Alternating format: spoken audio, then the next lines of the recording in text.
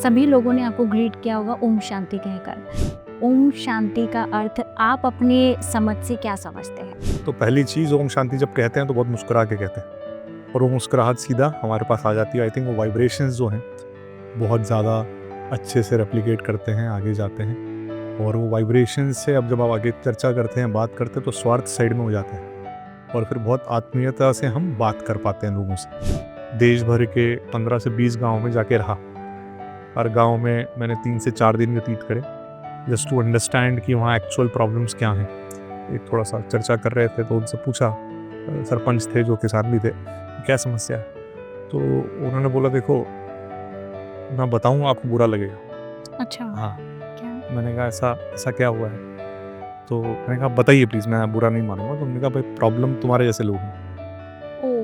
कहते हैं आप जैसे लोग गाड़ी में और मोबाइल लेके पहुंच जाते हैं गाँव में और आप पूछते समस्या क्या है। तो कहते जब हमारे बच्चे आप जैसे लोगों को देखते हैं तो उन्हें लगता है शहर बहुत अच्छा है, तो वो शहर की तरफ भागते हैं। यहाँ का आपने प्रोग्राम अटेंड किया है, तो क्या एक्सपीरियंस ओवरऑल आपका रहा? वो हमारे दर्शकों के साथ शेयर कीजिए। तो ये मुझे बहुत अच्छा लगा कि इतनी सहजता से लोगों ने इसको इतने बड़े इवेंट को ऑर्गेनाइज़ किया है और चीज़ की, और हमें कहीं भी ऐसा नहीं लगा कि कोई चीज़ गलत हो रही है या ठीक नहीं हो रही है।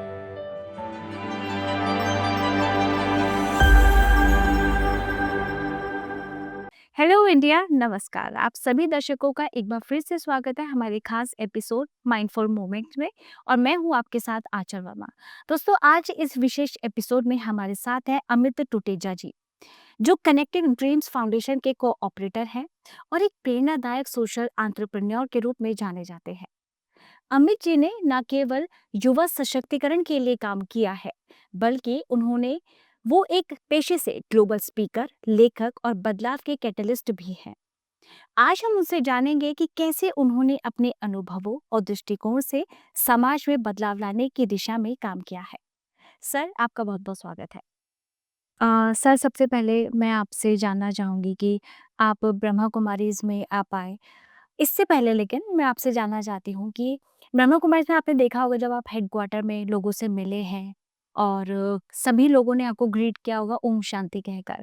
तो सबसे पहले मैं आपसे जानना चाहती हूँ, ओम शांति का अर्थ आप अपने समझ से क्या समझते हैं?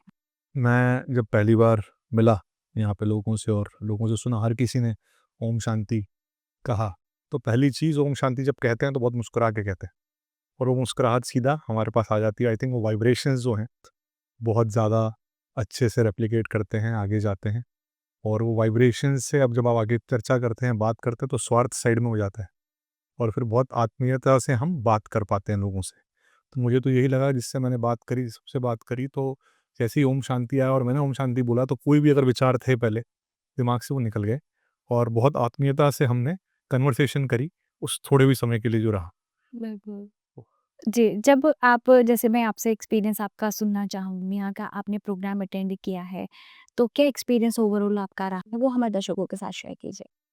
तो इस स्केल का प्रोग्राम करना आसान तो नहीं है। इतने देशों से लोग आए, इतने स्पीकर्स आए और इतने ऑडियंस और इतने लोग यहाँ पर आए हैं इसको अटेंड करने के लिए। पर कहीं भी आपको ना कियोस्क नहीं दिखता है। राइट। सब कुछ ऑर्गेनाइज्ड दिखता है और बहुत सहज दिखता है और हर कुछ बहुत समय पे हुआ। तो ये मुझे बहुत अच्छा लगा कि इतने सहजता से लोगों ने इसको इतने बड़े इवेंट को ऑर्गेनाइज़ किया है और चीज़ की, और हमें कहीं भी ऐसा नहीं लगा कि कोई चीज़ गलत हो रही है या ठीक नहीं हो रही है। हर चीज़ बिल्कुल प्लान्ड ऑर्गेनाइज़ तरीके से हुई और बहुत ही अच्छी हुई। सो ये बहुत अच्छी चीज़ लगी। और दूसरा, जैसे मैंने बोला कि हर किसी के चेहरे पे मुस्कुराहट है। मतलब जिनके साथ हम हैं और पूरे दिन भाई हम इधर से उधर लेके भी जा रहे हैं, वो सुबह 4 बजे से लेके रात को 10 बजे तक हमारे साथ रहते हैं और एक बार भी मैंने उनके चेहरे पर थकान नहीं देखी, शिकन नहीं देखी। हमेशा मुस्कुराते हुए और बिल्कुल भाव से और आत्मीयता से बात करते हैं। तो उससे हमें तो एनर्जी मिलती है, वो एनर्जी ही इस पूरे इवेंट को और पूरी संस्था को आगे लेके जा रही है। मैंने सुना तो बहुत था ब्रह्मा कुमारी के बारे में, मैं कभी डायरेक्टली जुड़ा नहीं इससे पहले। ओके। बट कुछ समय पहले हमारी चर्चा शुरू हुई कि हम लोग रूरल डेवलपमेंट में भी काम करते हैं, युवाओं के साथ काम करते हैं। तो अ, कुछ ऑर्गेनाइजेशन साथ आई और फिर हमें ब्रह्मा कुमारी इसका पता चला, जो राजश्री गोकुल विलेज का मॉडल ब्रह्मा कुमारी इसकी रूरल एग्रीकल्चर विंग। इस पे काम कर रही हैं और चंद्रेश भाई से मुलाकात हुई हमारी इसको लेके। तो उन्होंने अपना विज़न बताया कि कैसे ब्रह्मा कुमारीज़ का विज़न है कि वो किसान भाइयों की, हुँ, जो मार्जिनलाइज़्ड फार्मर्स हैं, जो रूरल फार्मर्स हैं, उनको हम नेचुरल फार्मिंग की तरफ कैसे लेके जा सकते हैं हुँ, और उनकी आय को कैसे बढ़ाया जा सकता है, ताकि केमिकल रहित फार्मिंग को हम आगे बढ़ाएँ और उसके साथ-साथ पूरे विलेज को कैसे आप या गाँव को आप कैसे राजश्री गोकुल विलेज जो उन्होंने वर्ड दिया तो मुझे बहुत अच्छा लगा वो सुन के कि कैसे आप उस गाँव को संपन्न तो बनाओ बट संपन्नता के साथ वैल्यूज़ भी इंटैक्ट रहें उस गाँव में। बिल्कुल। तो उस चीज़ को लेके हमारी चर्चा स्टार्ट हुई और जो विज़न है अभी कि इस पूरी मुहिम को 5,000 सेंटर्स के थ्रू 5,000 क्लस्टर्स में लेके जाना है देश भर में।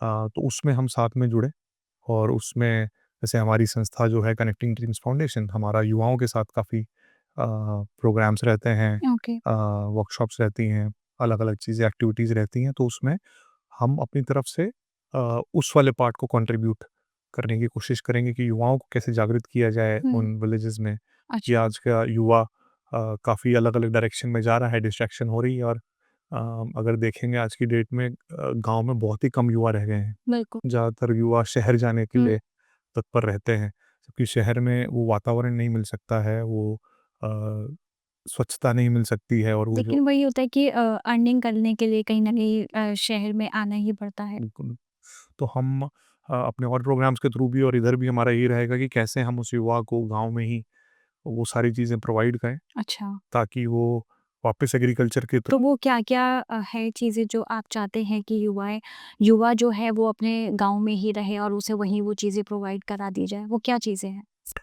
तो देखिए अगर हम कहेंगे आज से कुछ समय पहले आज से अगर मैं 40 वर्ष पहले की बात करूँगा या 1970-50 वर्ष पहले की बात करते हैं जब ग्रीन रेवोल्यूशन इंडिया में आया था, तब भारत के किसान की औसत आयु 26 वर्ष थी।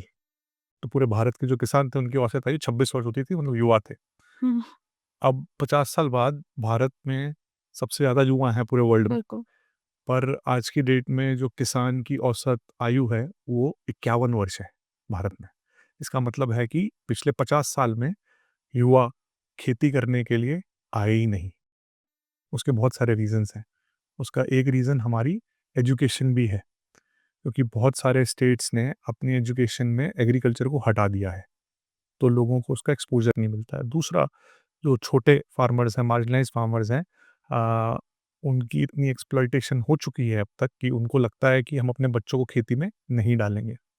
हमने ऐसे-ऐसे गाँव भी देखे हैं, जहाँ हमने पहले काम किया कि जहाँ पर किसानों ने अपने खेत बेच के बच्चों को इंजीनियरिंग कॉलेज में भी डाला है और उसके बाद भी उनको बहुत कुछ अच्छी आय नहीं मिली है, बट हुँ, अब देखिए किस तरफ हम जा रहे हैं।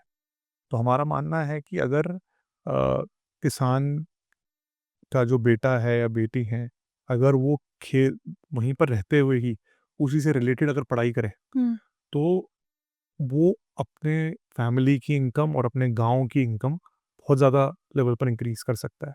आज की डेट में तो ऐसा भी हुआ है कि ऐसे बहुत एग्ज़ाम्पल्स हैं कि शहर के बहुत सारे युवा, कुछ एग्ज़ाम्पल्स हैं जो शहर के युवा गाँव में गाँव आके में आकर जैसे ये सब चीज़ें कर रहे हैं हुँ, और वो अच्छे से आय भी लेके आ पा रहे हैं और अच्छा जीवन जी पा रहे हैं। क्योंकि शहर अब जिस तरीके से क्लाइमेट चेंज हो रहा है और चीज़ें बढ़ रही हैं, तो शहर में पॉल्यूशन है, बीमारी है, बहुत सारे चैलेंजेज़ हैं और जगह भी कम है। आज की डेट में जैसे हम पहले तो बोलते थे कि 80% लोग गाँव में रहते हैं, पर अब आजकल 49% हो गया है वो डेटा कि सिर्फ़ 49% लोग ही गाँव में रह गए हैं और जो लैंड एरिया है शहर का, जहाँ पे 51% लोग हैं, वो 15 से 20% के बीच में है खाली। तो जब इतना प्रेशर उसके ऊपर आता है उस सिस्टम पे, तो वो भी डाउन हो जाता है। और रियल डेवलपमेंट जो हम बात कर रहे हैं भारत को डेवलप्ड बनाने के लिए, विकसित बनाने के लिए, वो तभी होगी जब हमारे गाँव डेवलप्ड होंगे। खाली शहरों के ऊपर उसके हम में नहीं नहीं होगा। रह सकते कि शहर डेवलप करके हम भारत को विकसित करेंगे, वो पॉसिबल नहीं है। क्योंकि जब तक हमारा 75% लैंड एरिया और इतने सारे लोग जो गाँव हैं, जो जड़ है और शुरुआत में भारत को जो सोने की चिड़िया बोला जाता था, उसका रीज़न ये था कि हमारा गाँव बहुत समृद्ध था, हमारा हुँ, किसान बहुत समृद्ध था। जब धीरे-धीरे अगर हम बोलेंगे जब ब्रिटिशर्स आए, जब अंग्रेज़ आए, तो उन्होंने सबसे पहले ये चीज़ करी कि भारत के किसान को तोड़ा। हुँ, उन्होंने जितनी भी हमारी छोटी-छोटी इंडस्ट्रीज़ थी, चाहे वो कपड़ा बनाने के लिए कॉटन से, चाहे कोई भी थी, उसको ब्रेक किया और कहा कि आपका सारा जो रॉ मटेरियल है जो बनाएँगे हम विदेश लेके जाएँगे और वहाँ से बन के फिर वापस आएगा और आप फिर खरीदिए। तो वहाँ से शुरुआत हुई थी हमारी स्वाधीनता को हटाने की और हम इंडिपेंडेंस हमारी खोने की। अब हमने आज़ादी तो पा ली है, इतनी एफ़र्ट के बाद। तो अगर आप आज देखेंगे, अभी भी हम पराधीन हैं, क्योंकि अब क्या अंग्रेज़ों की जगह मल्टीनेशनल फैक्ट्रीज़ ने ले ली है। तो अभी क्या है कि शहर से फैक्ट्रीज़ रॉ मटेरियल गाँव से लेती हैं, प्रोडक्शन वहाँ होता है और वापस गाँव में बेचते हैं। तो आप ये देखेंगे अभी गाँव में बच्चा शायद रोटी नहीं खाएगा पर मैगी खाने के लिए उसको मिलता है वहाँ पे। और कई केसेज़ में मैंने देखा कि आटा भी लोग बाज़ार का खरीद के गाँव में खा रहे हैं, जबकि वो खुद उगाते हैं। तो जब तक हम इस साइकिल को नहीं तोड़ेंगे, जब तक मेरा मानना है कि जब तक प्रोडक्शन जो है, मैन्युफैक्चरिंग प्रोडक्शन गाँव में नहीं होगी और कंज़म्पशन शहर में नहीं होगी, तब तक हम अपने देश को पूर्ण तरीके से विकसित नहीं बना सकते। बिल्कुल। तो हमारी यही मुहिम है कि और हमें लगता है कि इसमें युवा बहुत बड़ा रोल प्ले कर सकते हैं और हमारा यही है कि हम किसी तरह युवा को इस डायरेक्शन में आगे प्रेरित कर सकें, लेके जा सकें और उनको जो भी स्किल्स चाहिए, इसके लिए जो भी सपोर्ट चाहिए, हम उनको प्रोवाइड करते हैं और उनको चेंज मेकर्स बनाने की कोशिश कर रहे हैं हम। बिल्कुल। सर जैसे कि अगर मैं बात करूँ स्पिरिचुअलिटी की, अध्यात्म की, तो जैसे हम लोग देखते हैं कि हर क्षेत्र में अध्यात्म कहीं न कहीं कोई न कोई अपने किसी न किसी रूप में यूज़ करता है, ठीक है? भले ही उसे वो ये ना माने कि मैं अध्यात्म नहीं हूँ, लेकिन जैसे मान लीजिए कि मेरी कर्म ही मेरी पूजा है, बट है तो कहीं न कहीं वो भी अध्यात्म की ही बात है। लेकिन मैं आपसे जानना चाहती हूँ, आप इतनी बड़े लेवल पे आप कार्य कर रहे हैं एंड डेफ़िनिटली आप जब कोई बहुत महान कार्य करते हैं, तो आध्यात्म का उसमें सबसे बड़ा रोल होता है। अगर आध्यात्म की ताकत आपके पास है तो तभी आप उस लेवल पर पहुंच सकते हैं। तो जिस तरह का कार्य आप कर रहे हैं, इतने चैलेंजेस क्रॉस करते हैं, इतने अप एंड डाउन्स आते हैं, तो उस आध्यात्म के बारे में मैं आपसे जानना चाहती हूँ कि आप उस स्पिरिचुअलिटी को अपने कार्य में कैसे यूज करते हैं? मैं ये कहूँगा कि शायद स्पिरिचुअलिटी की वजह से ही ये कार्य की शुरुआत हुई। अच्छा, कैसे? बचपन से ही मैं अलग-अलग संस्थाओं का कुछ ना कुछ जुड़ा रहा हूँ। हम्म। विवेकानंद केंद्र एक उसमें से एक संस्था थी। प्लस उसके बाद भी मेरा इंटरेस्ट रहा कि मैं कुछ ना कुछ सपोर्ट करूँ लोगों को। अच्छा। बट क्योंकि जैसे नॉर्मल होता है सभी के पेरेंट्स बोलते हैं कि आप पढ़ाई करो, तो हमने भी पढ़ाई करी उस डायरेक्शन में, इंजीनियरिंग करी बायोटेक्नोलॉजी में, फिर डॉक्टरेट करी हमने उसी फील्ड में।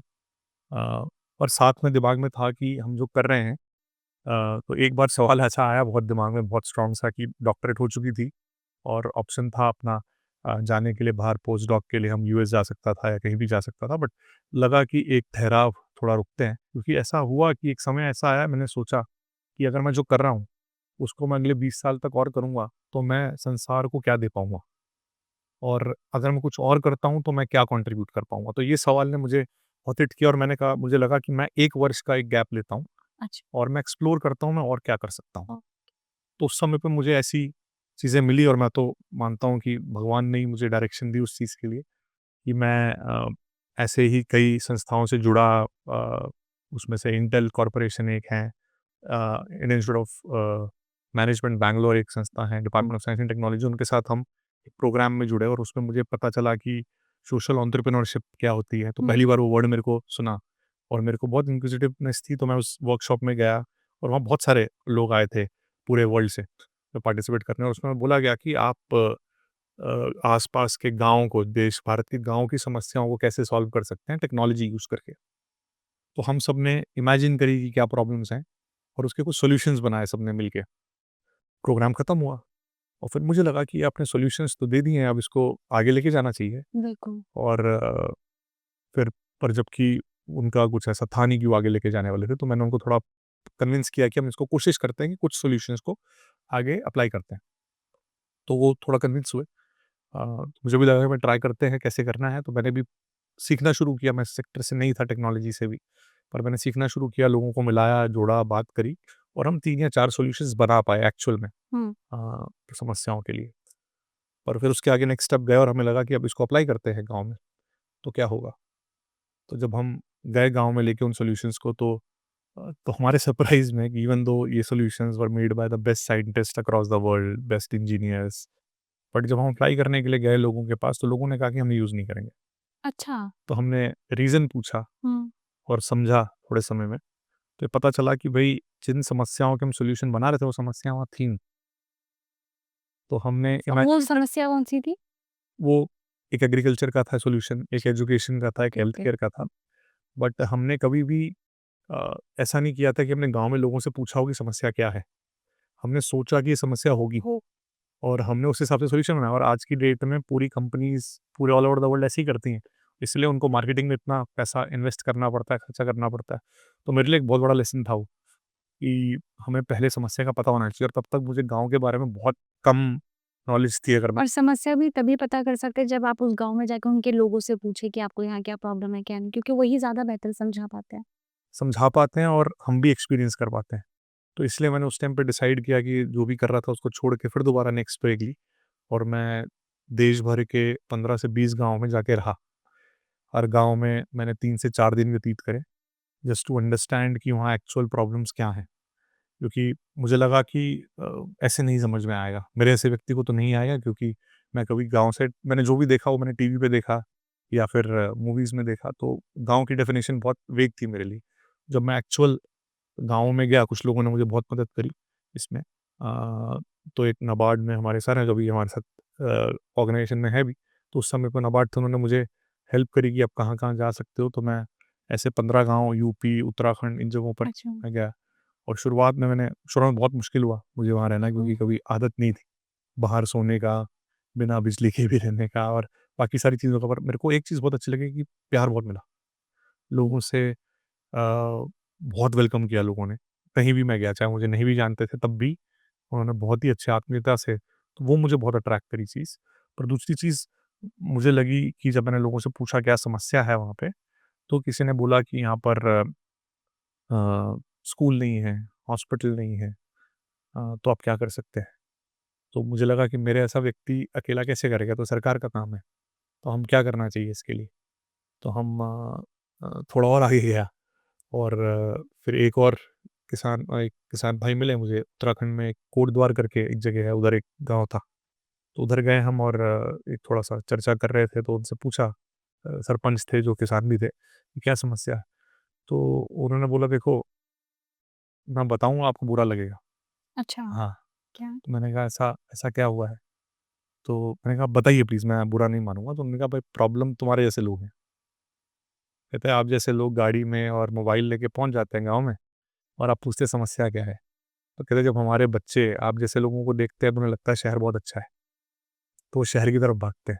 तो उसने मुझे बहुत अच्छा एग्ज़ाम्पल दिया, उसने कहा कि भई मैं जो खेत मेरे पास है, उसमें मैं जो भी करता हूँ उसके अंदर ₹5000 आराम से कमाता हूँ और उसमें मेरा खाने-पीने का खर्चा पूरा हो जाता है। कहता है मेरा लड़का है जो 2 साल पहले शहर गया था, वो एक गैराज में काम करता है और ₹10,000 कमा रहा है और वो जिस जगह पे रहता है उस कमरे में 7 से 8 लोग रहते हैं, तो रहने की जगह भी अच्छी नहीं है। दूसरा वो महीने खत्म होने से पहले मुझसे पैसे माँगता है क्योंकि वो बुरे व्यसन में पहुँच चुका है। ओह! तो कह रहा है कि ऐसा क्या फ़ायदा आपको ज़्यादा कमाने का और विकसित होने का जब आप अपनी वैल्यूज़ को भूल गए हो, अपनी फैमिलीज़ को भूल गए हो। तो कहता मैं तो बहुत अच्छा था अगर आप जैसे लोग आए ही नहीं और हम अकेले रहे। तो मुझे वो भी एक रियलिटी दिखी जो मुझे लगा कि सच है एक तरीके से। वही मतलब यही मेरा आपसे नेक्स्ट सवाल था। जैसे आप युवाओं को सशक्त करने के लिए बहुत बड़े-बड़े लेवल पे कार्य कर रहे हैं और ये एक आज बहुत कॉमन हो गया है एडिक्शन का। हुँ। तो ड्रग एडिक्ट हो चुके हैं और इस तरह से हो चुके हैं कि वो अपनी वैल्यूज़ को बिल्कुल ख़त्म कर चुके हैं, राइट? तो आप इसका सबसे बड़ा कॉज़ क्या मानते हैं? क्या इसका कारण है कि युवा इतनी तेज़ी से व्यसनों की तरफ भाग रहा है और मतलब छोड़ना भी चाहता है लेकिन छूट नहीं रही है चीज़ें? क्योंकि आपने बहुत सारी रिसर्च की होगी तो बेसिक कारण उसमें क्या था? देखिए हर जगह के कारण थोड़े डिफरेंट होता है। कहीं जगह पर देखेंगे कि संपन्नता अधिक आ गई है लोगों में, क्योंकि शहर के पास के जो गाँव हैं वहाँ पर ज़मीनों की कीमत बहुत बढ़ गई है, तो लोगों के पास पैसे बहुत जल्दी आए और स्पेशली युवा अगर वैल्यूज़ नहीं होंगी वहाँ पर स्ट्रॉन्ग, तो वो गलत डायरेक्शन पे जाएगा और ये हो रहा है। इसलिए क्राइम रेट बहुत बड़ा है उन जगहों पर और व्यसन में भी बहुत लोग गए हैं। कुछ जगहों पर चाहे संपन्नता नहीं है, पर एक्सेसिबिलिटी इन चीज़ों की बहुत ज़्यादा है, क्योंकि कुछ और करने को नहीं है उनके पास। जब तक डायरेक्शन नहीं रहेगी जीवन में, हमें लगा और कुछ पैशन नहीं है करने का, तब तक गलत तरफ जाने का बहुत बड़ा चांस है अगर आपका वैल्यू सिस्टम स्ट्रॉन्ग नहीं है। तो वहाँ हमने देखा जहाँ पे वैल्यूज़ अच्छी हैं लोगों की, वैल्यूज़ स्ट्रॉन्ग है, फैमिली साथ में है, स्ट्रॉन्ग है, वहाँ पर व्यसन में जाने का चांसेस बहुत कम है, एज़ कम्पेयर टू ऐसी जगह पर जहाँ पर वैल्यूज़ का आधार नहीं है और लोगों के पास एक डायरेक्शन नहीं है कुछ करने की। संपन्नता अधिक है, वहाँ भी ये प्रॉब्लम्स हैं। तो सब जगह के अलग-अलग रीज़न हैं, पर सबसे बड़ा रीज़न तो मुझे वैल्यूज़ का ही लगता है कि वैल्यूज़ जहाँ मिसिंग है, वहाँ तो चांसेस बहुत ज़्यादा हैं, चाहे वो शहर हो, चाहे वो गाँव हो। आज की डेट में जो जनरेशन आप देख रहे हैं, उसको हम वीकेंड जनरेशन बोला जाता है, एक नया वर्ड यूज़ हुआ है, क्योंकि मंडे से फ्राइडे तक वो पूरा काम करेंगे और सैटरडे और संडे वो अपने आप को इतना ज़्यादा नशे में डाल देते हैं कि उनको याद नहीं रहता है कि 2 दिन कैसे निकले। वो इसलिए कि वो 5 या 6 दिन का स्ट्रेस नहीं झेल पाते। तो ये सब वैल्यू सिस्टम का ही, क्योंकि एजुकेशन भी हमारी इस तरीके से हुई है कि अब एजुकेशन भी हमें प्रिपेयर कर रही है नौकरी करने के लिए, या स्किल देती है कि अच्छा कमा सको। पहले ज़माने पे मॉरल साइंस और मॉरल एजुकेशन का बहुत बड़ा रोल होता था, जो आज पूरी तरह से गायब हो चुकी है पूरे सिस्टम में। तो education, family system and values, ये तीनों चीज़ें बहुत ज़रूरी हैं इन चीज़ों को आगे ले जाने के लिए। जी, अब जिस क्षेत्र में आप हैं, तो वहाँ पे कहीं न कहीं आपको ऐसा लगता है कि आपको भी कहीं न कहीं वैल्यूज़ के साथ कॉम्प्रोमाइज़ करना पड़ता है? और अगर आप नहीं करते, तो वो कैसे मेंटेन करते हैं आप उन वैल्यूज़ को? देखिए, जब हमने शुरू किया, तो एक बहुत सिंपल सा, क्लियर सा फंडामेंटल था कि हमें कंट्रीब्यूट करना है और ये काम हमारे लिए काम नहीं है, पैशन है। तो जब हम इस सोच के साथ चलते हैं, तो हमें कहीं पे कॉम्प्रोमाइज़ करने की ज़रूरत पड़ती नहीं है और वो कन्विक्शन अंदर से आता है कि अगर हमें करना है दिल से कोई काम, और कभी ऐसा हुआ नहीं कि जब दिल से कोई चीज़ निकली और रुकी हो। हुँ। हाँ, पर हाँ, अगर ऐसी कोई चीज़ें आती हैं तो हम कोशिश करते हैं, क्योंकि ये काम हम पैसा कमाने के लिए नहीं कर रहे हैं। सैटिस्फैक्शन के लिए कर रहे हैं। अ, अंदर से कंटेंटमेंट के लिए कर रहे हैं और ये खुशी देता है। तो इसलिए हम वो उस वैल्यू सिस्टम को बहुत इंटैक्ट रखते हैं। हमारे लिए तो यही पूजा है, अगर मैं बोलूँ तो यही मेडिटेशन है। तो हम अगर इसको करेंगे और उसमें हमने कहीं पे थोड़ा-सा भी चीज़ ऐसी करी, तो फिर शायद ये कंटिन्यू नहीं कर पाएँगे। ऑर्गनाइज़ेशन के बारे में अगर आपने कभी कुछ नेगेटिव सुना हो, तो जब आप यहाँ आए, तो वो चीज़ आपने कभी महसूस की यहाँ पर आकर के या फिर वो सारे सवाल आपके खत्म हो गए? नहीं, यहाँ आके मुझे कुछ ऐसा लगा नहीं। यहाँ आके मुझे हर किसी के, क्योंकि अगर कुछ नेगेटिव होता, मुझे एक चेहरा तो दिखता जो मुस्कुरा नहीं रहा था, जो प्रसन्न नहीं था। तो अगर कहीं भी कुछ ऐसा होता तो एक व्यक्ति मुझे ज़रूर ऐसा मिलता जो मुझे नहीं मिला, और मैं पिछले 3 दिन से तो ढूँढ रहा हूँ, मुझे एक भी नहीं मिला है। कोई ऐसा व्यक्ति जो मुस्कुरा नहीं रहा है और वो जो अंदर से प्रसन्न नहीं है, और मुस्कुराहट फेक नहीं है, it's a real inside smile, उनको देख के बहुत प्रसन्न होते हैं और वो एनर्जी मिल रही है हमें। तो वो वाइब्रेशंस हर जगह हैं और पॉजिटिव हैं। तो अभी तक कोई मुझे परेशान नहीं मिला है, कोई दुखी नहीं मिला है और सभी प्रसन्नचित्त मिले हैं। तो मुझे लगता है कि जहाँ पर ये चीज़ है, तो वहाँ पे कुछ गलत नहीं हो रहा है। बिल्कुल, तो अभी आप जब वापस अपने उस कार्य में जाएँगे, तो यहाँ से वो कौन-सी बात है जो आप अपने साथ लेकर जाना पसंद करेंगे? तो सबसे बड़ी चीज़ आई थिंक यहाँ पर जो है कि हम अ, सभी से हम सुनते हैं तो ये बात की है कि भई आप जो कर रहे हो तो आप खुद नहीं कर रहे हो, आप एक इंस्ट्रूमेंट हो। राइट। आई थिंक हम भी अपने यहाँ पर ये बोलते हैं कि क्योंकि ये फ़ील्ड ऐसी है कि सब लोग हीरो बनना चाहते हैं और हम देखते भी ऐसी मूवीज़ हैं कि सब हीरोज़ हैं। और मुझे यहाँ आके लगा कि अगर हमें इसे लंबा लेके जाना है, किसी चीज़ को सस्टेनेबल बनाना है, तो एक अप्रोच बहुत ज़रूरी चाहिए कि आपको अपने को हटाना पड़ेगा। वो अहम भाव या ये मैं कर रहा हूँ। मैं कर रहा हूँ, तो जब वो हटेगा, तो चीज़ें अपने आप होंगी और आप इंस्ट्रूमेंट बन जाओगे। तो वो चीज़ बहुत ज़रूरी है, और इसलिए हम भी ये थोड़ा बोलते हैं कि rather than saying I want to solve this problem, if we start thinking I want this problem to be solved, तो आप वो इंस्ट्रूमेंट बन गए। तो आप ये नहीं सोचोगे कि मुझे करना है, आप ये सोचोगे कि ये प्रॉब्लम ज़रूर सॉल्व होनी चाहिए, उसमें सारे लोग साथ में आके आएँगे, करेंगे तो ज़रूर होगी। तो वो पूरा माइंडसेट बदल जाता है।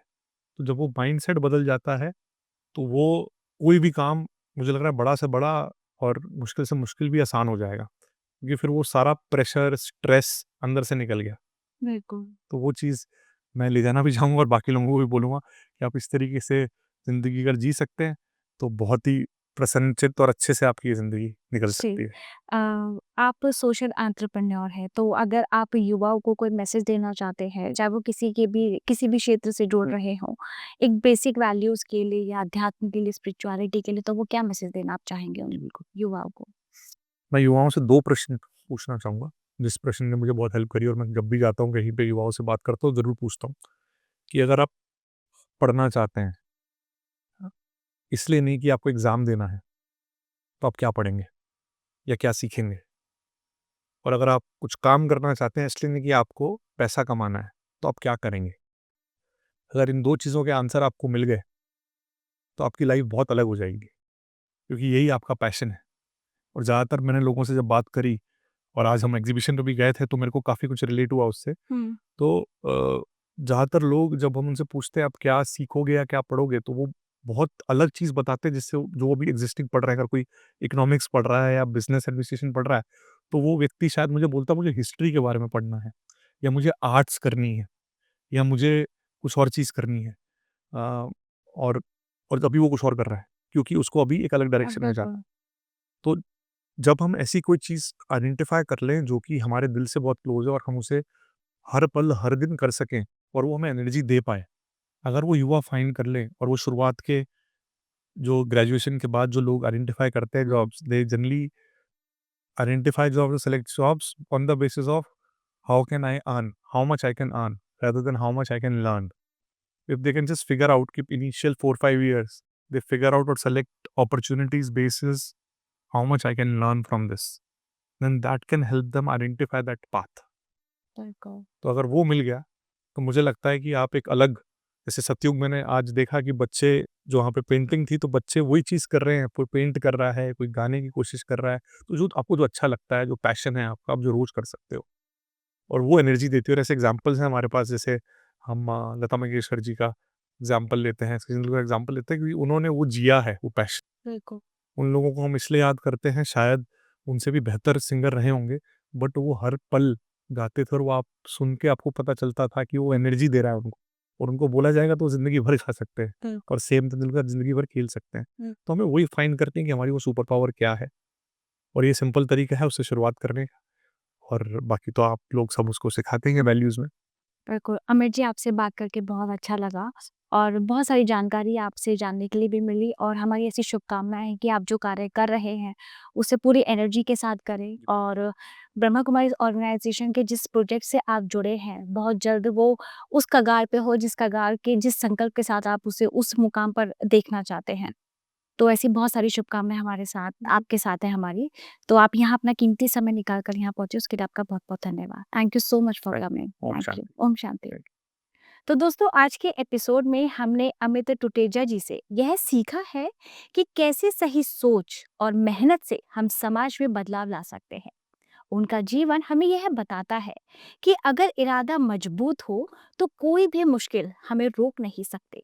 हम उम्मीद करते हैं कि आज का ये एपिसोड आपको आगे बढ़ाने और सकारात्मक बदलाव लाने की प्रेरणा देगा। आज के एपिसोड में बस इतना ही। आप देखते रहिए हमारा खास प्रोग्राम माइंडफुल मोमेंट्स। नमस्कार। ओम शांति।